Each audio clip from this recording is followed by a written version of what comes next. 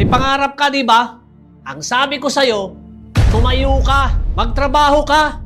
Huwag mong upuan ang mga plano at pangarap mo. Walang mangyayari sa'yo kung manifest lang ng manifest ang inaasahan mo. Huwag kang maghintay ng swerte. Hindi yan darating kung wala kang gagawin. Simulan mo na at huwag kang matakot. Tanggapin mo na maraming pagsubok ang darating sa buhay mo habang tinatahak mo ang mga pangarap mo. Laban lang ng laban. Tandaan mo, hindi ka mauubusan ng problema. At ang mga problema na yan, laging may solusyon. At ang mga solusyon na yan, yan ang magdadala sa'yo patungo sa tagumpay.